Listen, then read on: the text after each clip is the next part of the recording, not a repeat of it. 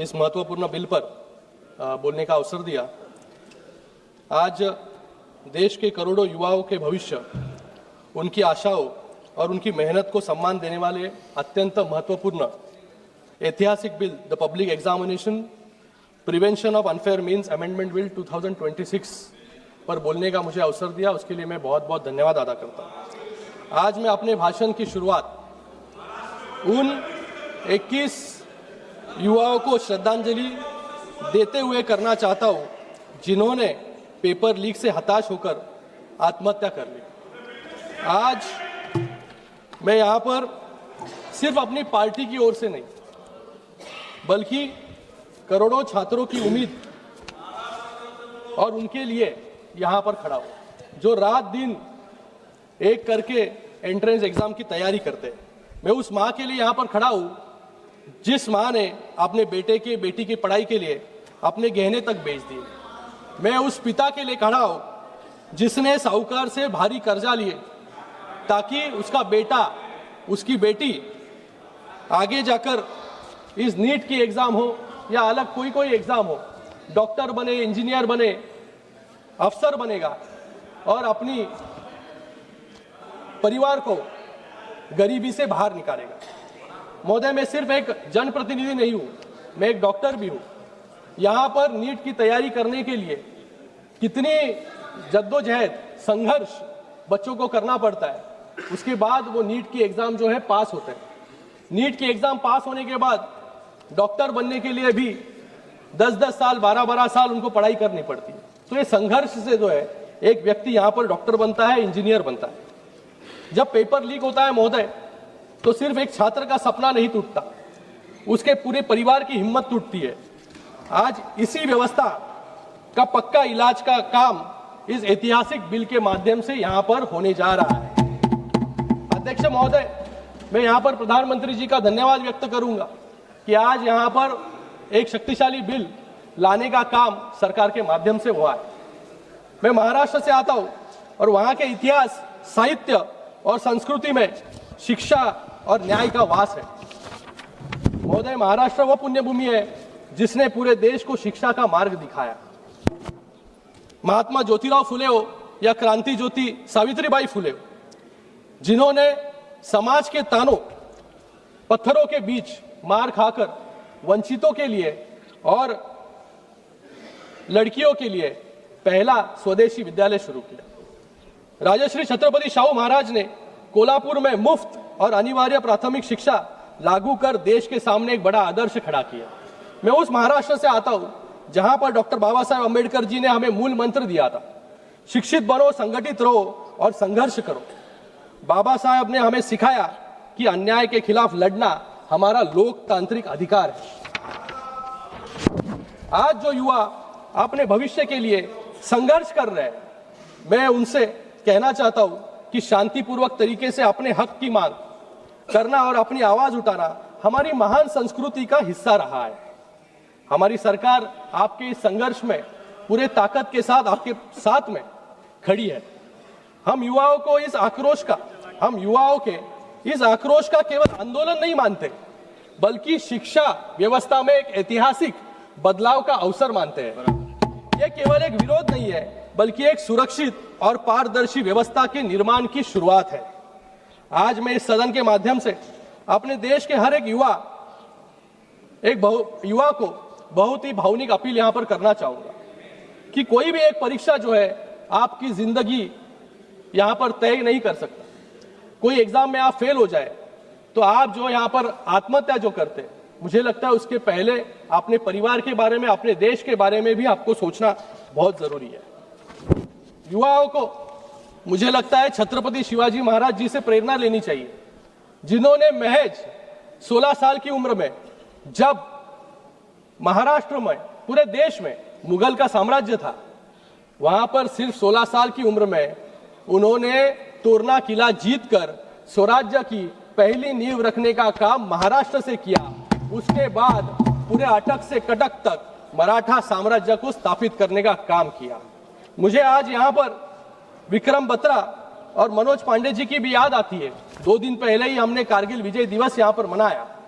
उन्होंने महज 23-24 साल की उम्र में देश के लिए अपने प्राणों की आहुति दी। मुझे लगता है कि युवाओं को इन सभी से प्रेरणा लेना बहुत जरूरी है। मैं आपको विश्वास दिलाता हूं कि हमारे प्रधानमंत्री नरेंद्र मोदी जी और पूरी सरकार आपके साथ ताकत के साथ खड़ी है।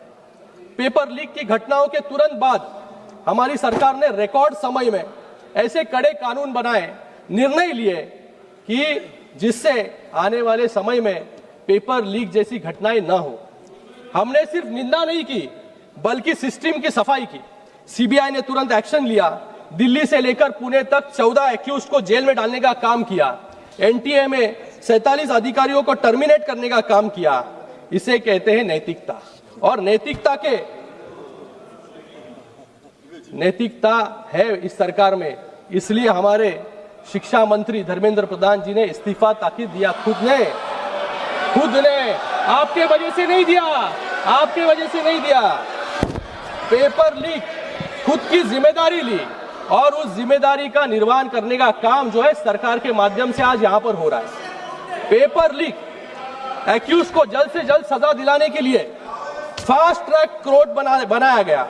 आज इस ऐतिहासिक बिल के जरिए हम शिक्षा माफियों को सिर्फ जेल की सलाखों के पीछे नहीं बल्कि उनको कठोर आर्थिक जुर्माना लगाने का काम भी यहां पर हम लोग कर रहे हैं। हमारा लक्ष्य सिर्फ अपराधियों को पकड़ना नहीं है बल्कि बच्चों का कीमती साल बचाना भी है। बिना समय बर्बाद किए नीट का पेपर लीक होने के बाद 37 दिनों में नीट का री एग्जामिनेशन किया गया। 25 दिनों में रिजल्ट जो है यहां पर घोषित किया गया, जिससे छात्र का एक भी साल जो है बर्बाद न हो। ऐसे कड़े कदम जो है सरकार ने यहां पर लिए। माननीय प्रधानमंत्री जी ने भी सोशल मीडिया के माध्यम से सीधे जो है युवाओं से बात करने का काम यहां पर किया और उन्होंने कहा कि आने वाले समय में एक ऐसा टास्क फोर्स बनेगा। नंदन नीलेकनी जी के अध्यक्ष में एक कमेटी बनाई जाएगी, एक टास्क फोर्स बनाया जाएगा, जिससे आने वाले समय में कभी भी नीट के परीक्षा में या कोई और परीक्षा में, कोई भी परीक्षा में पेपर लीक ना हो। आने वाले समय में ये सब हम कर रहे हैं, लेकिन मुझे लगता है हम सभी को, यहां पर बैठे सभी लोगों को सोचना जरूरी है कि आज युवाओं के मन में क्या चल रहा है, उनकी क्या पीड़ा है। आज यहां पर हम नीट की बात कर रहे हैं। मुझे लगता है शिक्षा व्यवस्था में भी सुधार की बहुत जरूरत है। ये नीट जो परीक्षा है, ये नीट की सिस्टम क्या है? ये नीट एक परीक्षा है, एक दिन और एक मौका हम हमारे युवाओं को यहां पर देते हैं। एनटीए एजेंसी जो है, ये सेंटर कहां होगा, कौन से डेट पर नीट होगी, ये सब डिसाइड करने का काम जो है एजेंसी के माध्यम से यहां पर किया जाता है। लेकिन मुझे यहां पर कहना है कि छात्रों की सालों की तपस्या, उनके परिवारों की उम्मीदें और उनका पूरा भविष्य सिर्फ 3 घंटे में और उस 3 घंटे में और उस एक दिन में हम कैसे तय कर सकते हैं। मुझे लगता है कि इस नीट की परीक्षा जिस प्रकार से होती है या और कोई परीक्षा होती है, क्योंकि अगर उस दिन वो छात्र 2 साल उसने मेहनत की, पढ़ाई की, उस एक दिन पर वो छात्र जो है बीमार हो गया, उसके घर में जो है कोई बीमार हो गया, घर में कोई चल बसा, या वो कोई दूर दराज गांव में रहता है, वहां पर बाढ़ आ गई, लेकिन उस एक दिन उधर वहां पर आकर उसने अगर परीक्षा नहीं दी तो उसका पूरा 1 साल जो है वहां पर बर्बाद होता है। तो मुझे आपसे भी कहना है यहाँ पर कि हमको ये सिस्टम को बदलना जरूरी है। हम यहाँ पर जो है क्यों डिसाइड कर रहे हैं कि एक ही साल, वो साल में एक ही बार क्यों परीक्षा दें। बाकी अगर हम देशों में देखेंगे तो उस देशों में जो है परीक्षा कई बार आप दे सकते हो, साल में कई बार, जीमैट हो, जीआरई हो। इस परीक्षा में आप अगर अमेरिका में जाओगे तो अमेरिका में कई बार, साल में कई बार परीक्षा दे सकते हो आप, और उस परीक्षा का रिजल्ट तुरंत लगता है, लेकिन उसका एडमिशन जो है साल में एक बार होता है। तो मुझे लगता है कि ऐसी व्यवस्था को अपनाना चाहिए, क्योंकि आज टेक्नोलॉजी आगे जा रही है, एआई है, इसके माध्यम से हम सब लोग को मिलकर इसमें एक अलग रिफॉर्म लाने की जरूरत है। जीमैट हो, जीआरई हो, तो मल्टीपल अटेम्प्ट जो है, चांसेस जो है उसको देना बहुत जरूरी है। लव कृष्णा जी ने यहाँ पर कहा कि एक बैंक बनाया जाए, क्वेश्चन बैंक। मुझे लगता है कि ये पेपर लीक क्यों होता है, क्योंकि सबका पेपर जो है सेम होता है।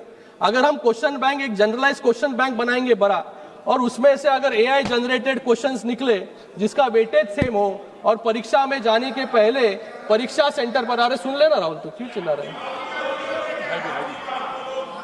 अरे बाप, पीछे वाले राहुल को बोल रहा हूँ, पीछे वाले राहुल कासवान को बोल रहा हूँ। आप मत उत्तेजित होइए। श्रीकांत शिंदे जी, श्रीकांत शिंदे जी, यहाँ आप पर उधर ध्यान मत दीजिए। आप बोलिए, सभापति महोदय, केवल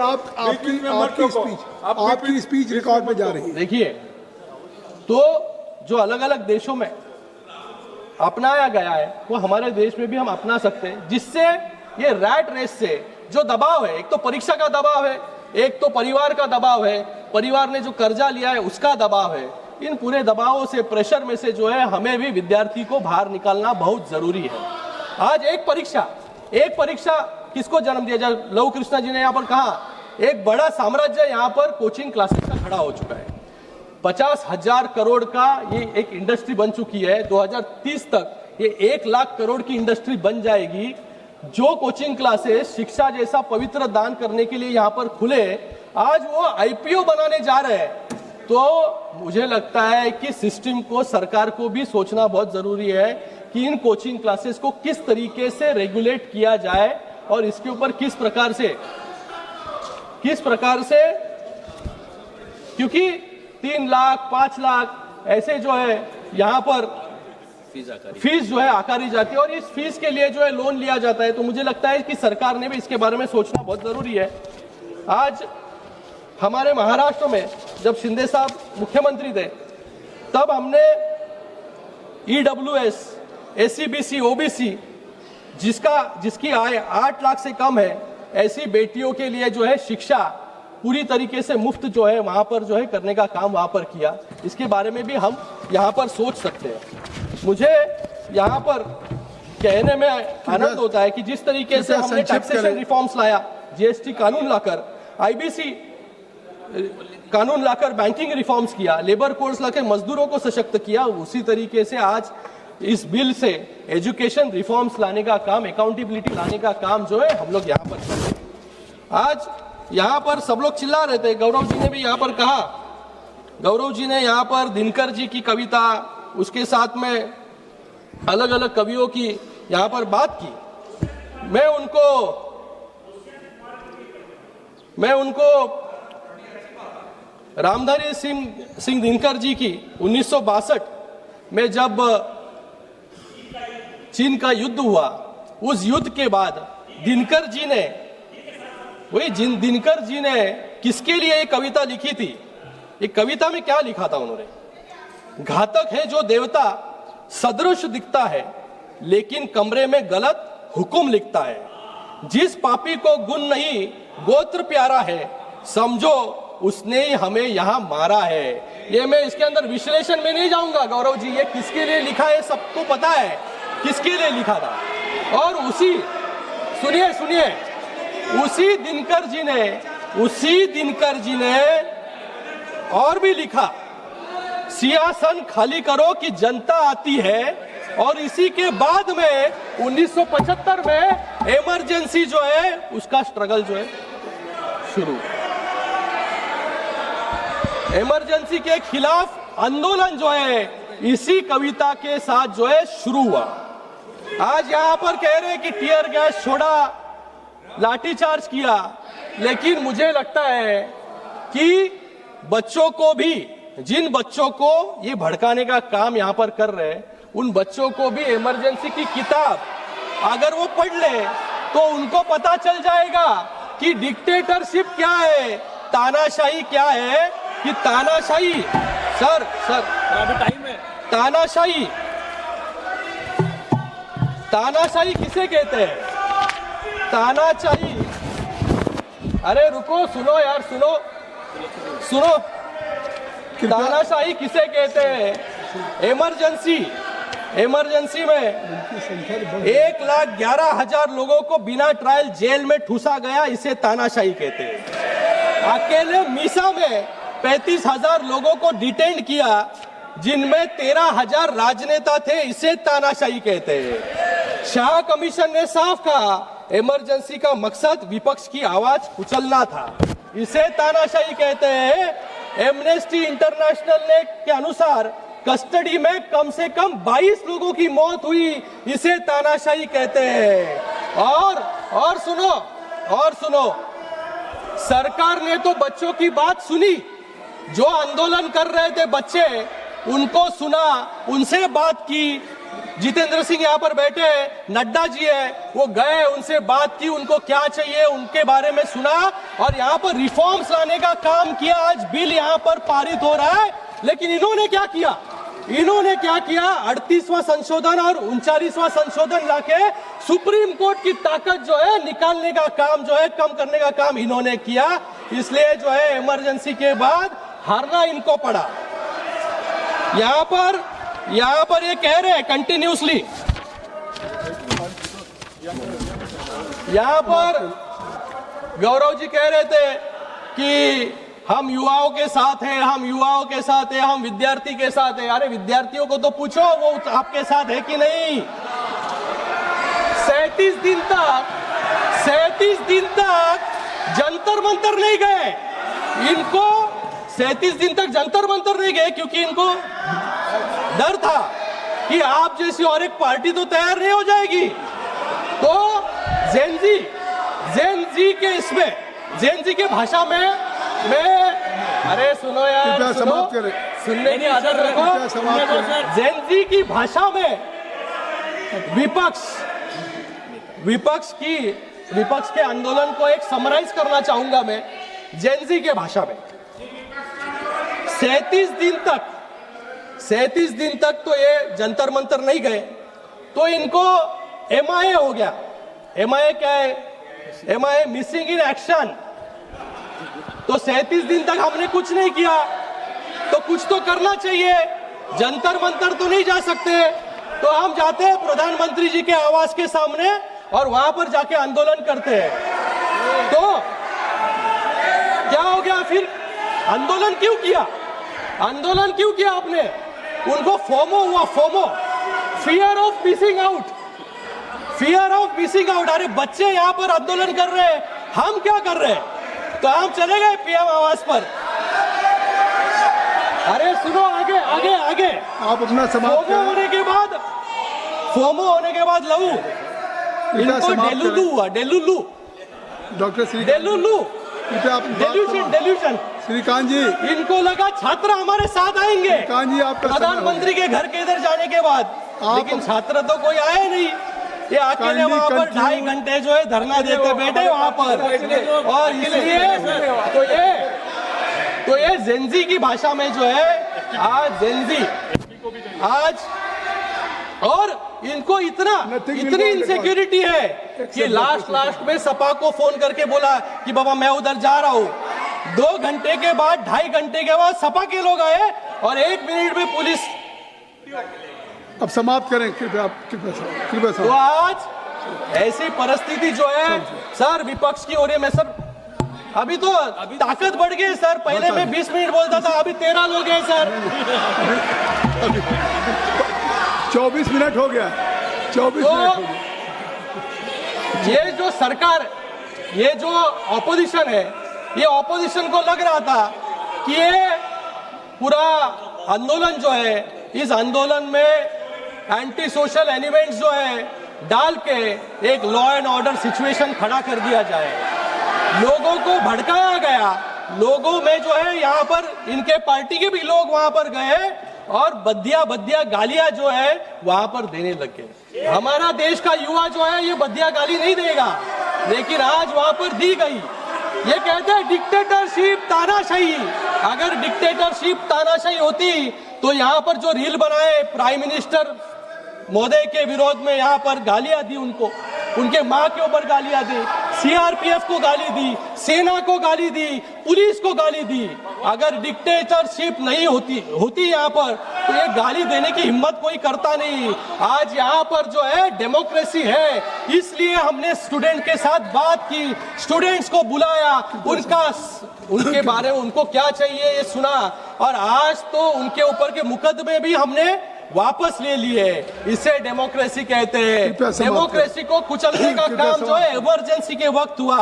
तो इसलिए मैं आज यहाँ पर इस बिल का पूरी ताकत के साथ समर्थन करता हूँ, और थोड़ी बुद्धि जो है इनको आ जाए, इसके बारे में भी भगवान से प्रार्थना करता हूँ। धन्यवाद। श्रीमती प्रियंका गांधी।